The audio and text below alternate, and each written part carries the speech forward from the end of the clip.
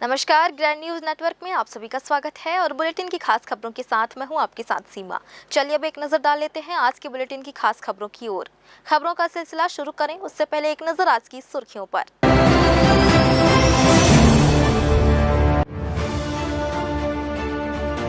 बिलासपुर मार्ग अस्पताल में आग लगने से हड़कंप, सिलेंडर फटने से मची अफरा तफरी।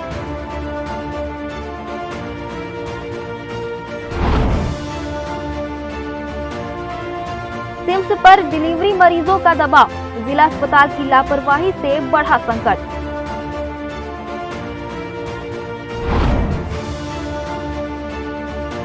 प्रेस क्लब बिलासपुर चुनाव, अजीत बनाम दिलीप, 494 मतदाताओं ने डाला वोट।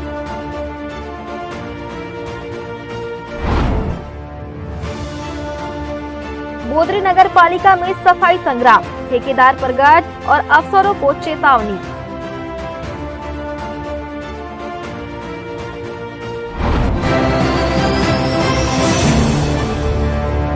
ये थी सुर्खियां और अब खबरें विस्तार से। इस वक्त की बड़ी खबर बिलासपुर से आ रही है, जहां मार्ग अस्पताल की कैंटीन में सिलेंडर फटने से अचानक आग लग गई। घटना होते ही पूरे अस्पताल परिसर में अफरा तफरी और दहशत का माहौल बन गया। कैंटीन में खाना बनाने के दौरान लापरवाही के चलते आग भड़क उठी। हालांकि मौके पर मौजूद लोगों ने तुरंत आग बुझाने की कोशिश की, जिससे बड़ा हादसा टल गया। आप सोच सकते हैं कि अगर आग पर समय रहते काबू नहीं पाया गया होता तो मरीजों, उनके परिजनों और अस्पताल में मौजूद बच्चों बुजुर्गों की जिंदगी खतरे में पड़ सकती थी। अस्पताल परिसर के भीतर इस तरह की घटना ने सुरक्षा व्यवस्था पर सवाल खड़े कर दिए हैं। घटना के बाद अस्पताल प्रबंधन पूरी कोशिश में जुटा रहा कि मामला ज्यादा न बढ़े। आग से जली हुई कैंटीन की हालत को जल्दबाजी में सुधारने की कोशिश की गई, लेकिन स्थानीय लोग सवाल उठा रहे हैं कि आखिर अस्पताल जैसे संवेदनशील परिसर में ऐसी लापरवाही कैसे हो सकती है। फिलहाल राहत की बात यह है कि कोई जनहानि नहीं हुई, लेकिन हादसे ने सुरक्षा इंतजामों की पोल खोल दी है। ग्रैंड न्यूज के लिए कैमरामैन गोलू कश्यप के साथ पिंटू दुबे की रिपोर्ट। बिलासपुर के अग्रसेन चौक स्थित स्टार चिल्ड्रन हॉस्पिटल से एक बेहद चौंकाने वाली और लापरवाही भरी घटना सामने आई है, जिसने अस्पताल प्रबंधन की कार्यप्रणाली पर गंभीर सवाल खड़े कर दिए हैं। अस्पताल परिसर में बने मधुमक्खी के छत्ते को हटाने के लिए किसी विशेषज्ञ या सुरक्षा उपायों का सहारा लेने के बजाय एक आम युवक को रस्सी के सहारे ऊपर भेज दिया गया। युवक ने अपनी जान जोखिम में डालकर यह खतरनाक कार्य किया, जबकि उसके पास कोई सुरक्षा उपकरण तक नहीं था। यह पूरा घटनाक्रम मौके पर मौजूद लोगों ने कैमरे में कैद कर लिया और अब यह सोशल मीडिया पर तेजी से वायरल हो रहा है। मामूली पैसों की बचत के लिए युवक की जान दांव पर लगाने वाला यह कदम अस्पताल प्रबंधन की गैर जिम्मेदाराना सोच को उजागर करता है।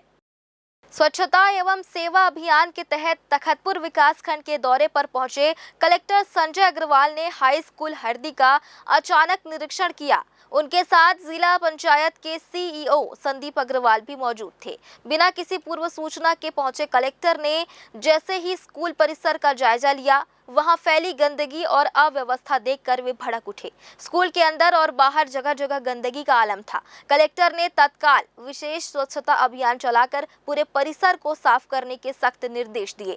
निरीक्षण के दौरान प्रभारी प्राचार्य रमेश साहू और शिक्षक निर्मल शर्मा बिना अवकाश स्वीकृति के अनुपस्थित पाए गए। कलेक्टर ने इस लापरवाही को गंभीर मानते हुए जिला शिक्षा अधिकारी को दोनों के खिलाफ अनुशासनात्मक कार्रवाई के शो कॉज नोटिस जारी करने के निर्देश दिए।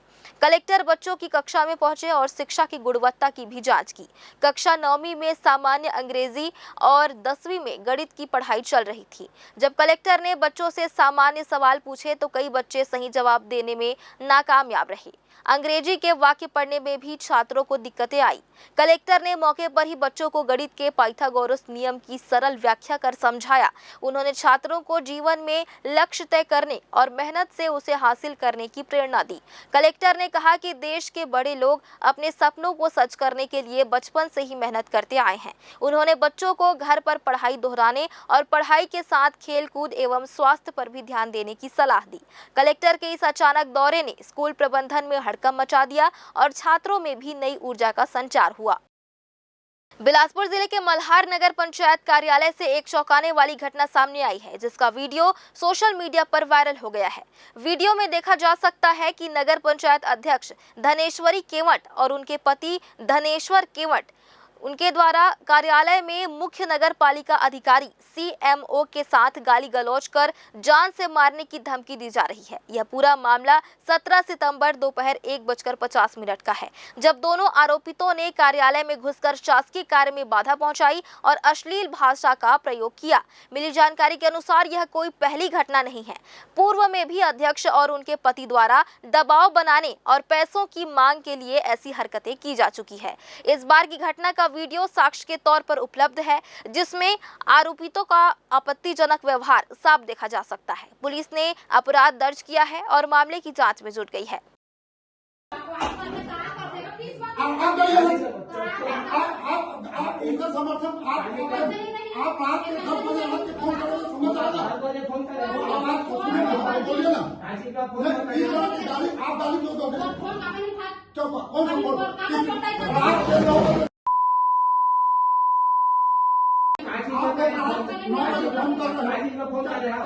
रात के कोई फोन करेगा, फोन काय चीज का करेगा, साफ सफाई कर लो, साफ सफाई नहीं हो सका, मैं डेली आ रहा हूँ, कौन सा एक दिन हो जाएगा काम, कितने कर्मचारी हो गए। फिलहाल वक्त हो चला एक छोटे से ब्रेक का। ब्रेक के बाद भी खबरें जारी रहेंगी। बने रहिए ग्रैंड न्यूज नेटवर्क के साथ। जयजया प्राइवेट ITI NCVT से मान्यता प्राप्त एंड ISO सर्टिफाइड 10वीं पास विद्यार्थियों के लिए 2 year electrician course, OPA 1 year course, computer operating and programming assistant course, best classroom facility, admissions open. Jaijaya private ITI, Riverview colony, Koni, Bilaspur, Chhattisgarh. Break के बाद आप सभी का स्वागत है। सिम्स के प्रसूति विभाग में डिलीवरी मरीजों की संख्या लगातार बढ़ रही है। रोजाना औसतन 25 से अधिक डिलीवरी हो रहे हैं, जिनमें से 15 से ज्यादा केस सीजर ऑपरेशन के होते हैं। खास बात यह है कि जिला अस्पताल में बड़ी संख्या में सामान्य डिलीवरी के मामले भी रेफर किए जा रहे हैं। इस पर सिम्स प्रशासन ने आपत्ति जताई है। देखिए क्या है पूरा माजरा। अधीक्षक डॉक्टर लखन सिंह ने बताया कि सामान्य मामलों को रेफर करने से गंभीर और जटिल मरीजों के लिए संसाधनों की कमी हो रही है। सिम्स में बढ़ते मरीजों के कारण ऑपरेशन थिएटर, वार्ड और नर्सिंग स्टाफ पर अतिरिक्त दबाव है। प्रत्येक दिन 15 से अधिक सिजेरियन केस आने पर ऑपरेशन थिएटर पर काम का भार दोगुना हो जाता है।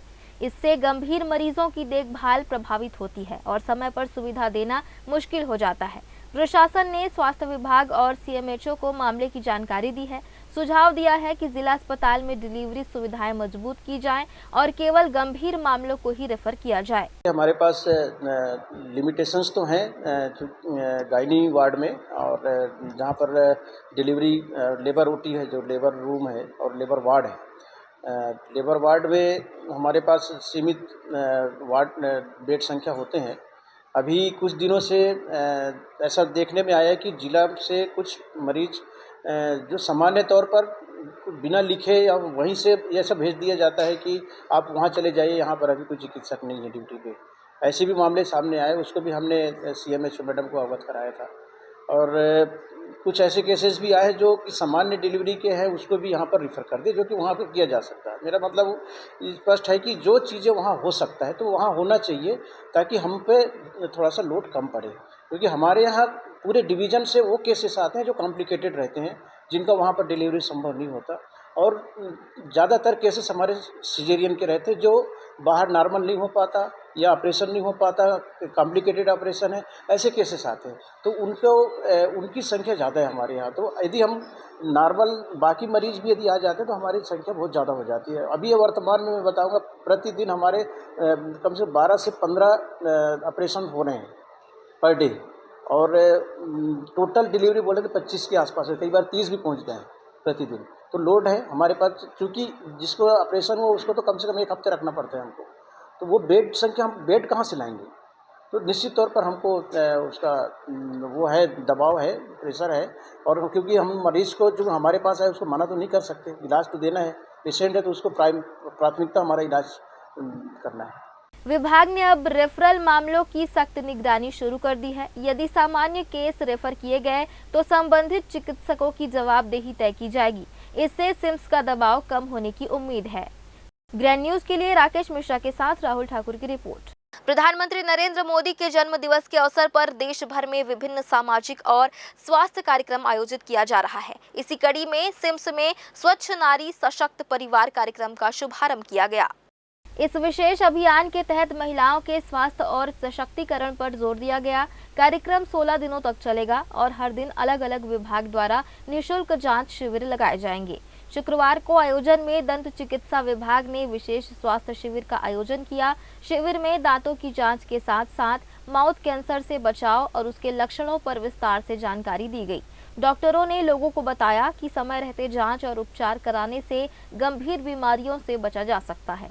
अस्पताल में आने वाले मरीजों को पॉम्पलेट भी वितरित किए गए, जिनमें दांत से जुड़ी समस्याओं जैसे कैविटी, मसूड़ों की समस्या, बदबू जैसी परेशानियों से बचाव और उसके समाधान संबंधी सुझाव दिए गए। इसके जरिए लोगों को नियमित जांच कराने और स्वच्छता बनाए रखने का संदेश दिया गया।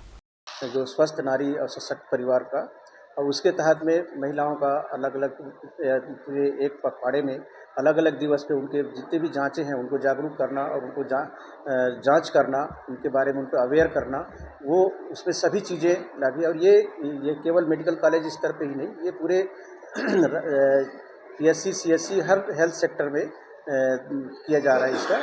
इसी के तरतब में हमारे यहाँ अभी पिछले 3 दिन से 17 तारीख को हमारे यहाँ मेडिसिन विभाग का था, जिसमें डायबिटीज, हाइपरटेंशन की स्क्रीनिंग हुआ, और उसके दूसरे दिन गायनिंग का हुआ, जिसमें उसके बारे में जानकारी दिया गया कि कैंसर, सर्वाइकल कैंसर के बारे में, और आप लोगों हाइजीन के बारे में, महिलाओं की जो भी समस्याएं रहती है, कॉमन समस्याएं जो महिला विभाग से संबंधित रहते हैं, उसके बारे में जागरूक किया। इसी तरह आज डेंटल हाइजीन और ओरल कैंसर के बारे में जो जानकारी और आज का जो उसके लिए, इस तरह हम लोगों ने अलग अलग दिवस पे अलग अलग विभागों को बांट के रखा है। इस विभाग में उसमें सिकल सेल स्क्रीनिंग भी है, एक कॉमन कैंसर स्क्रीनिंग भी है और सर्जिकल स्क्रीनिंग भी है। तो अलग अलग विभागों में उसको बांटा गया है। इसी में आज हमारे यहाँ ओरल कैंसर और ओरल हाइजीन पे आज जाँच चल रही है। सिम्स परिसर में चल रहे इस अभियान का लाभ बड़ी संख्या में मरीज उठा रहे हैं। लोग उत्साह पूर्वक जांच शिविरों में पहुंच रहे हैं और डॉक्टरों से परामर्श ले रहे हैं। इस दौरान विशेषज्ञों ने मरीजों को संतुलित आहार, स्वच्छ जीवन शैली और नियमित दंत जांच को स्वस्थ जीवन के लिए जरूरी बताया। ग्रैंड न्यूज के लिए कैमरामैन गोलू कश्यप के साथ भारतेंदु कौशिक की रिपोर्ट। पचपेड़ी थाना क्षेत्र के ग्राम ओखर में बीती रात एक दर्दनाक हादसा हो गया। यहां 2.5 साल की मासूम बच्ची की नींद के दौरान सांप के काटने से मौत हो गई। परिजनों के मुताबिक बच्ची रात करीब 2:30 बजे घर में सो रही थी, तभी सांप ने उसे डस लिया। बच्ची की रोने की आवाज सुनकर परिजनों ने देखा तो सांप भाग रहा था। उन्होंने तुरंत बच्ची को लेकर आनन फानन में गाड़ी से बिलासपुर के सिम्स अस्पताल पहुंचाया। डॉक्टरों ने जांच के बाद बच्ची को मृत घोषित कर दिया। अचानक हुए इस हादसे से पूरे परिवार में मातम छा गया। घटना की सूचना मिलते ही पचपेड़ी पुलिस मौके पर पहुंची और मामले की जांच शुरू कर दी है। पुलिस ने बच्ची का पोस्टमार्टम कराया है, जिसकी रिपोर्ट आने के बाद ही मौत के कारणों की पुष्टि होगी। ग्रामीणों का कहना है कि बारिश के मौसम में सांप बिच्छुओं की सक्रियता बढ़ने से ऐसे हादसे लगातार सामने आ रहे हैं। ग्राम उखर से आए हैं, पचपेड़ी थाना पड़ता है। रात में ना बच्चा को अब सोया था, बिलिया करार सांप ने मतलब रात में 2:30 बजे काट लिया। उसको हमने देखा, तुरंत गाड़ी वाड़ी खोजने के लिए किया, नहीं मिला। पचपेड़ी से सीधा गाड़ी डायरेक्ट टक्कर के यहीं आए सीधे। 2.5 साल का बच्चा, उसका नाम मीना पटेल। मेरा तो यहाँ आने के बाद क्या हुआ? यहाँ आने के बाद सीधे उसको चेक किया, मतलब मैडम चेक किया। तुरंत चेक करने के बाद बोला कि नहीं है बच्चा। ऐसे बिलासपुर के सिविल लाइन थाना क्षेत्र स्थित वेयर हाउस रोड पर उस वक्त हड़कंप मच गया जब एक तेज रफ्तार कार ने पीछे से आकर पैदल चल रही 2 छात्राओं को जोरदार टक्कर मार दी।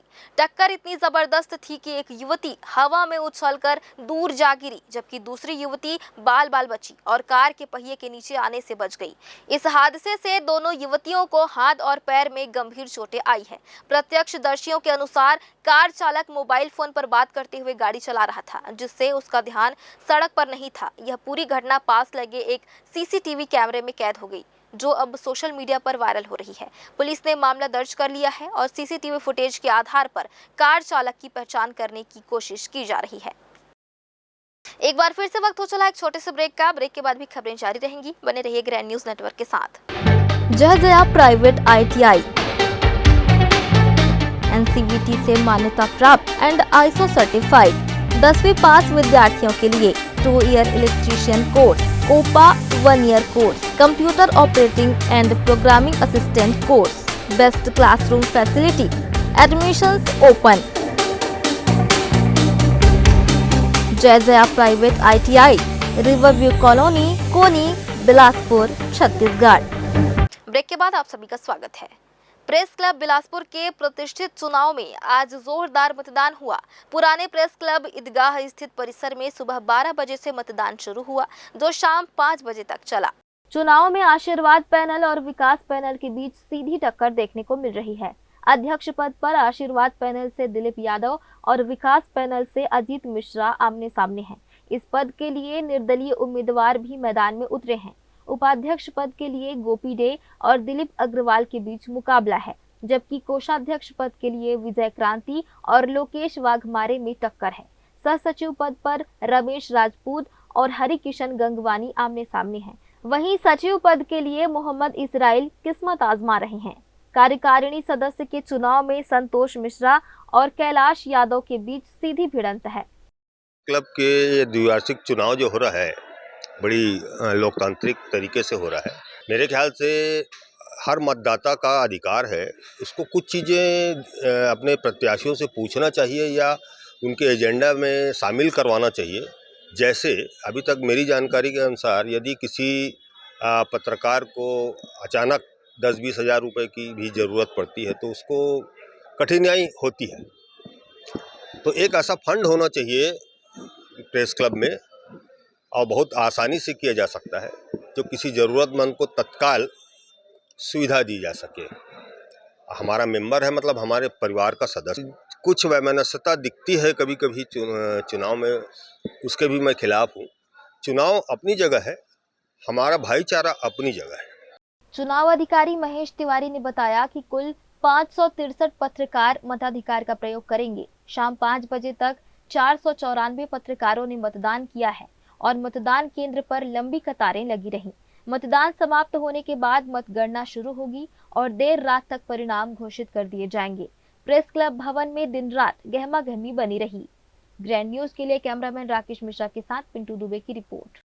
असम के धुबरी साहब से शुरू हुई गुरु तेग बहादुर की शहीदी शताब्दी यात्रा छत्तीसगढ़ प्रवेश कर चुकी है। यह यात्रा 20 सितंबर को राजधानी रायपुर पहुंचेगी, जहां छेरी खेड़ी में मुख्यमंत्री विष्णुदेव साय, विधानसभा अध्यक्ष डॉक्टर रमन सिंह और अन्य कैबिनेट मंत्री और सिख समाज के पदाधिकारी इस यात्रा का स्वागत करेंगे।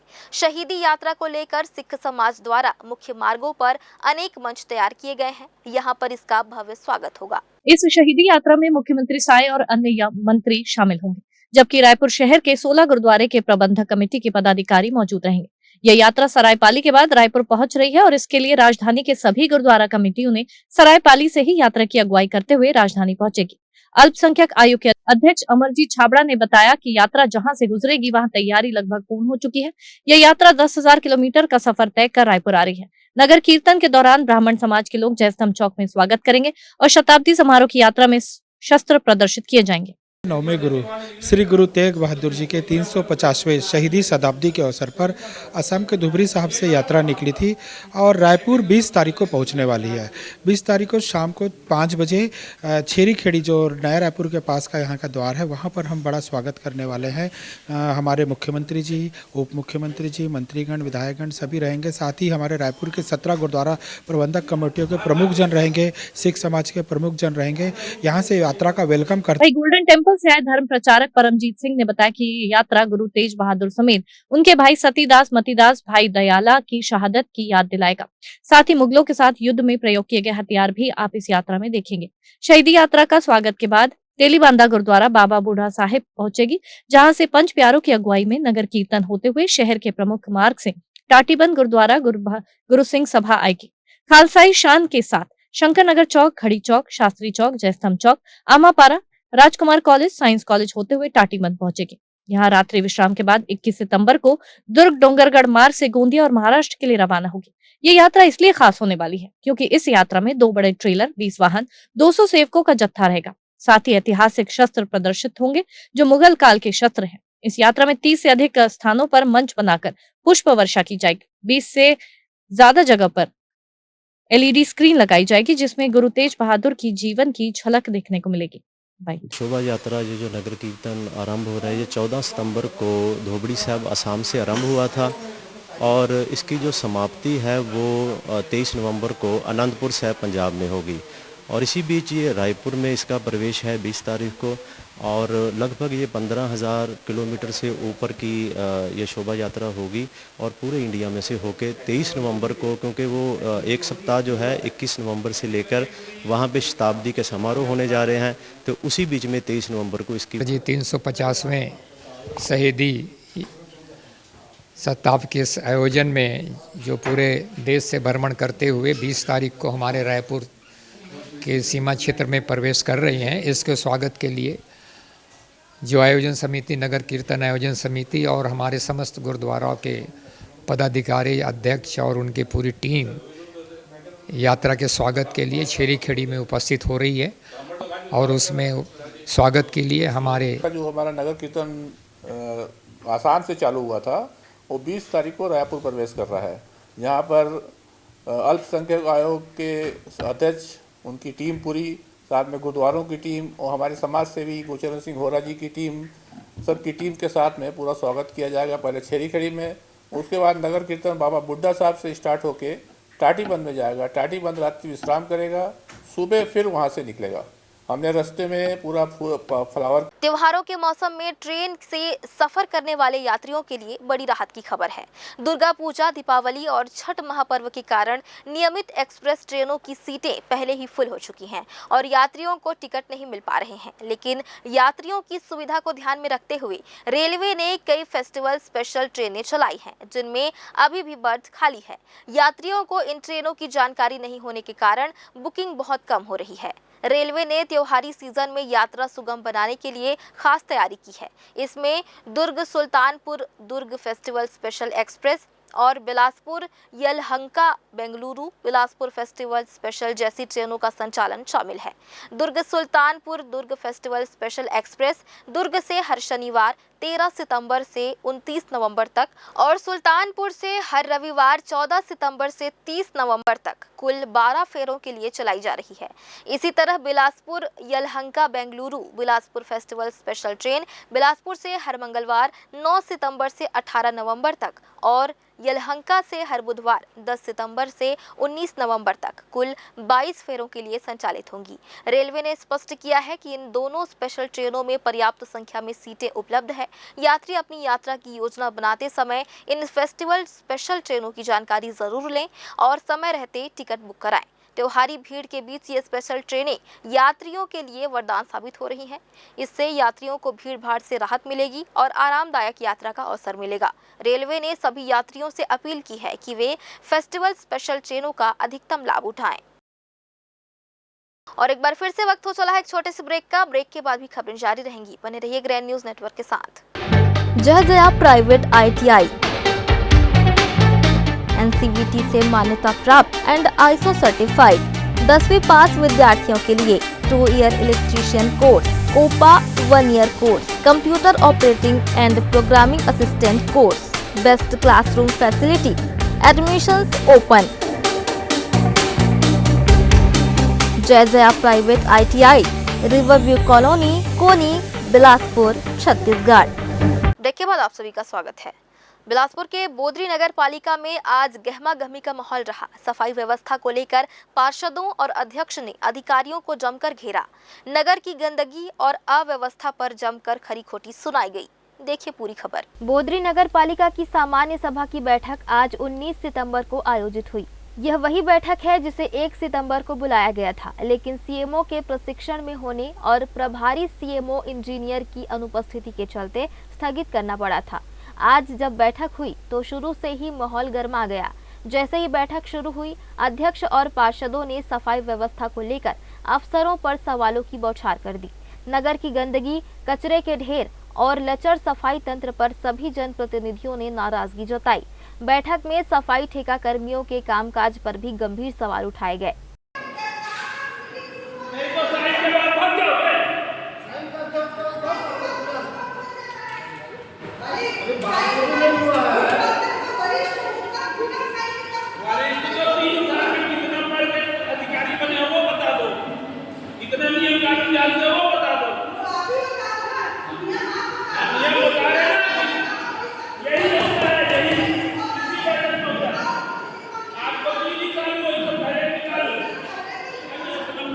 नोट शीट में जैसे आदेश निर्देश से मैडम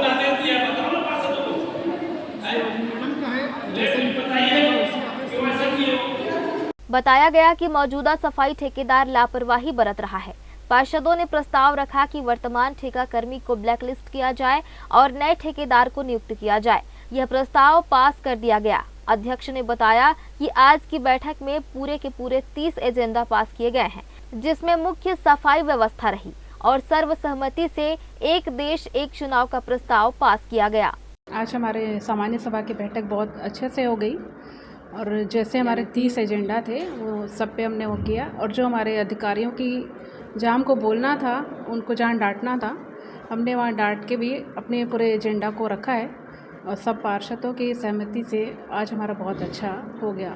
नगर के विकास का मेन जो जैसे हमारे सब पार्षदों ने जो भी अपना प्रॉब्लम्स रखी थी, जो भी दिक्कतें थी, उस पर पूरी चर्चा हुई है और आगे अधिकारी को बोला गया कि उन पे पहले अच्छे से काम किया जाए। बरसात के बाद क्या मुख्य कार्य जो है चालू हो गए अभी नगर में? पहले तो साफ़ सफाई, मेन तो सफाई का ध्यान देना है और जैसे जहाँ भी यानी नालियाँ वगैरह जो भी भरी पड़ी उनको ध्यान देना है। हाँ, जो एक राष्ट्र एक चुनाव जो बहुत टाइम से हमारा एजेंडा रुका हुआ था, आज उस पर भी चर्चा हुई और वो भी हमारा कंप्लीट हो गया है। हाँ, वो पास हो गया है हमारा एजेंडा। आज हमारे यहाँ नगरीय निकाय का परिषद का बैठक था, जिसमें देश का सबसे महत्वपूर्ण विषय एक देश एक चुनाव हमारे पूरे पार्षदों द्वारा सर्वसम्मति से उसको पास किया गया है। और जैसे कि कई प्रकार के वृद्धा पेंशन था, सामाजिक सहायता योजना था, उस एजेंडा पर भी चर्चा होनी थी, इसको सर्वसम्मति से पास किया गया है। मुख्यतः वही जल भराव का था, वो भी सर्वसम्मति से सबको पास किया गया है। कितने एजेंडे पास हुए? इसमें लगभग सभी 1 से लेकर 30 एजेंडे थे, लगभग सभी एजेंडे पास हुए। बैठक में अधिकारियों के प्रति पार्षदों का गुस्सा साफ झलक रहा था। कई पार्षदों ने कहा कि अफसर जनप्रतिनिधियों के निर्देशों को नजरअंदाज कर रहे हैं। उन्होंने चेतावनी दी कि अगर स्थिति नहीं सुधरी तो और सख्त कदम उठाए जाएंगे। जनप्रतिनिधियों ने नगर के नागरिकों को भरोसा दिलाया कि जल्द ही सफाई व्यवस्था को दुरुस्त किया जाएगा। ब्लैकलिस्ट करने और नए ठेकेदार को नियुक्त करने की प्रक्रिया जल्द शुरू होगी। काफ़ी प्रतीक्षा के बाद आज सामान्य सभा की बैठक का आयोजन हुआ। उसमें लगभग नगर हित के जितने 30 प्रस्ताव थे सबको पास किया गया और जिस विषयों पे अधिकारियों से जो जानकारी चाहिए थे वो जानकारी ली गई और जहां अधिकारी गलत थे उनको समझाइश दी गई कि आगे से आप उसको ठीक करिए। तो सभी विषय सर्वसम्मति से परिषद में पास हुए। मुख्य कार्य है जो भी चालू होने वाली है? सबसे पहले तो हमने सफाई के ऊपर ध्यान देते हुए जो सफाई ठेकेदार पिछले अभी वर्तमान में काम कर रहा है उसके द्वारा सही काम नहीं किया जा रहा था, उसको टेंडर को निरस्त करके उसको ब्लैक लिस्टेड कर दिए ताकि नगर की सफाई व्यवस्था उचित हो सके। और जितने वार्डों के विकास कार्यों के सभी पार्षदों से सब प्रस्ताव लिए गए और लगभग सारे प्रस्ताव सर्वसम्मति से पास हुए। आज के सामान्य सभा के हमारा था आज, उसमें 7 नंबर से भी हम पहले जो कार्य करवाने हैं हमने उनका आवेदन लिख के दिया हुआ था और हमारे 30वें एजेंडे में था कि पार्षदों के कार्यों की समीक्षा के बारे में था, तो वह सर्वसम्मति से पारित हुआ है। और उसमें 7 नंबर के जैसे कि रोड निर्माण का कार्य है और नाली के ऊपर स्लैब निर्माण का कार्य है, सफाई का कुछ था, श्रमिकों के बारे में था कि सफाई कर्मचारी थोड़ा बढ़ाए जाए, उसके बारे में चर्चा हुई। और बाकी चुनाव सब के समय आप वार्डों लोग के के द्वारा दावा किया गया था कि सफाई में विशेष ध्यान दिया जाएगा। भाई नगर पालिका में देखा जा रहा है सबसे ज़्यादा गंदगी वार्ड नंबर 7 में दिख रहा है, तो उसके लिए क्या किया जाएगा? उसी के लिए तो आज हमने बात किया कि सफाई क्रमिक हम तो नगर पालिका में आवेदन दे ही रहे हैं कि भाई 7 नंबर में सफाई के लिए हमको कर्मचारी दो। पहले भी यही कहा गया है कि कर्मचारियों की कमी है, उसी लिए आज एक हमारे एजेंडे में एक पॉइंट भी था कि कर्मचारियों की जो संख्या है उसको बढ़ाने के लिए, तो उसको हमने कहा कि हमको चाहिए और सफाई तो ज़रूरी है, मस्ट है और वो होनी चाहिए। तो उसमें भी उस विषय पर भी चर्चा हो रही है। तो कुल मिलाकर बोदरी नगर पालिका की सामान्य सभा की बैठक सफाई व्यवस्था को लेकर भारी गहमा गहमी और गर्मा गर्मी के बीच संपन्न हुई। अब देखना होगा कि ठेकेदार बदलने के बाद शहर की सफाई व्यवस्था में कितना सुधार आता है। ग्रैंड न्यूज के लिए कैमरामैन गोलू कश्यप के साथ भारतेंदु कौशिक की रिपोर्ट। प्रधानमंत्री नरेंद्र मोदी के 75वें जन्मदिन के उपलक्ष्य में भारतीय जनता पार्टी पिछड़ा वर्ग मोर्चा की ओर से पूरे क्षेत्र में सेवा और स्वच्छता पखवाड़ा चलाया जा रहा है। इसी क्रम में चकरभाटा के स्वास्थ्य केंद्र में एक विशेष कार्यक्रम आयोजित किया गया। कार्यक्रम के दौरान मोर्चा के कार्यकर्ताओं ने स्वास्थ्य केंद्र में मौजूद मरीजों और उनके परिजनों को केला और मिठाई के डिब्बे वितरित किए। लोगों को स्वस्थ रहने और पौष्टिक भोजन अपनाने का संदेश भी दिया गया। भाजपा कार्यकर्ताओं ने बताया कि यह सेवा पखवाड़ा केवल किसी आयोजन तक सीमित नहीं है, बल्कि समाज के हर वर्ग तक सेवा की भावना पहुंचाने का एक प्रयास है। इसी मौके पर स्वच्छता पखवाड़ा भी मनाया गया। स्वास्थ्य केंद्र परिसर में झाड़ू लगाकर सफाई की गई और कचरा हटाया गया। कार्यकर्ताओं ने आम लोगों को स्वच्छता का महत्व समझाया और संदेश दिया कि स्वच्छता अपनाना हर नागरिक की जिम्मेदारी है। देश के श्री प्रधानमंत्री नरेंद्र भाई मोदी जी के जन्म दिवस मनाते हुए हम 10 दिन का पखवाड़ा दिवस मना रहे हैं, जो साफ सफाई से लेकर के अंतिम छोर के अंतिम व्यक्ति तक योजनाओं का क्रियान्वित करेंगे और लाभ पहुंचाने की बात करेंगे।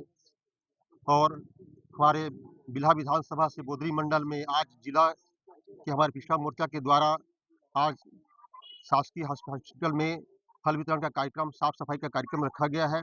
और ये कार्यक्रम हमारा शास्त्री जी और महात्मा गांधी जी का जन्म दिवस तक इसको कार्यक्रम में चलाएंगे। और इसका उद्देश्य ये है कि अंतिम छोर के अंतिम व्यक्ति तक ये कार्यक्रम पहुंचे। जिस प्रकार हमारे देश की सेवा हमारे प्रधानमंत्री जी कर रहे हैं, उसी प्रकार सभी का सेवा और सेवा भाव से हमारा देश का विकास हो और 2047 का भारत कैसा हो, इसका हम चिंतन करते हुए कार्यक्रम कर रहे हैं। हमारे यशस्वी प्रधानमंत्री नरेंद्र मोदी जी के जयंती के इस पखवाड़े कार्यक्रम के तहत आज भारतीय जनता पार्टी पिछड़ा वर्ग मोर्चा जिला बिलासपुर शहर और ग्रामीण के तत्वाधान में प्राथमिक स्वास्थ्य केंद्र में आज एक फल का वितरण कार्यक्रम हमारे जो यहाँ पर उपस्थित परिजन है और मरीज हैं और डॉक्टर स्टाफ है, नर्स हैं, उनको वितरित किया जाएगा। साथ ही यहाँ पर साफ सफाई अभियान को भी गति प्रदान की जाएगी।